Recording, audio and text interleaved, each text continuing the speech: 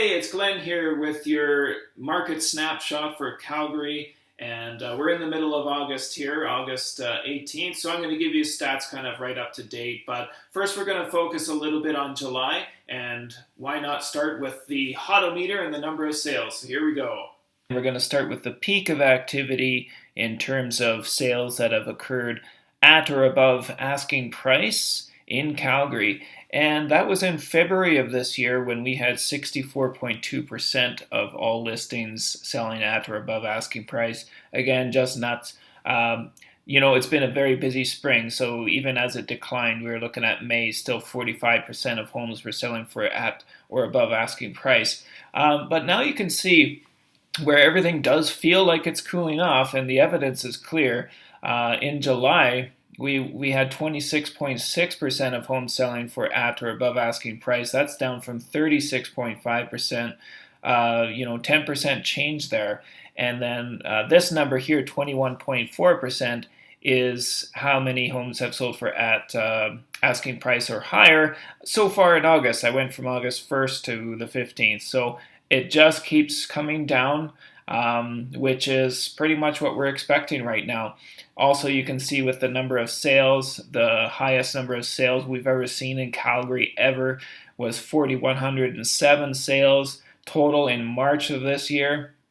And we fast forward, you can see the decline here as well. The fast forward to last full month, which was July, and we had 2,254 sales.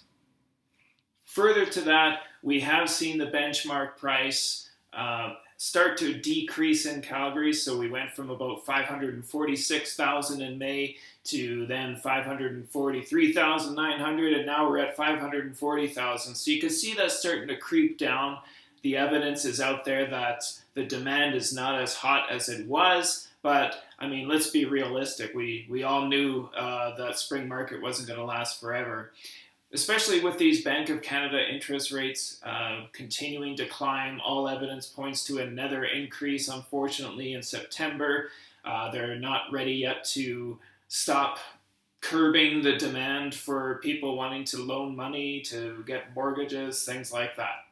I wanted to share a couple things that I learned from an RBC study recently, and those are based on immigration and also the average age of people living in homes and how that's affecting our market. So first off, with immigration is really high right now, and it seems like it's all been ramped up since things were ramped down, at the height of the COVID pandemic and the restrictions and all these kind of things. So now they're saying by 2024, this new immigration is going to result in 700,000 more households being created by 2024. And that's all over Canada, but hey, Calgary and Alberta is where all the action is right now, isn't it? The other interesting part of this study was that the average household is decreasing in size. And doesn't sound like a great size. The average household is decreased in size by 0.02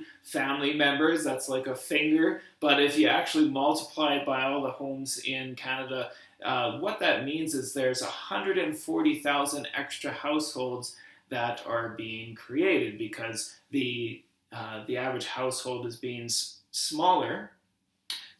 Where people are choosing to live alone, and there's just less people having children, that kind of thing. So this is creating a new demand for housing. All right, and now just to recap, so the way things are looking when we compare our sales and activity and inventory and all this stuff, we're doing better this year than we are last year, even just comparing August 2022 to August 2021. But when we compare what was happening in the spring, activity is definitely down. There's less showings happening. Inventory is still a little bit high for this time of the year. And I think there's still a lot of sellers out there that are wanting to take advantage of these high prices for fear that they might fall. Do I think that we're going to have a crash here in Alberta? No, I don't think we're going to have a crash in Alberta. I do see that activity is going to slow down and prices are going to creep down a little bit. But I think the crashing is going to occur in those markets that saw the highest increase of values in the shortest amount of time. We all know where some of those markets are. Toronto. There's even a study that showed Moncton had an increase of value around 82% within a 2-year time span. So when you look at Calgary, things are not so bad here after all. So let's hope Bank of Canada slows down those big interest rate climbs. That would benefit anybody in the variable rate like myself, as I mentioned before, but it also will help people get into the market, right?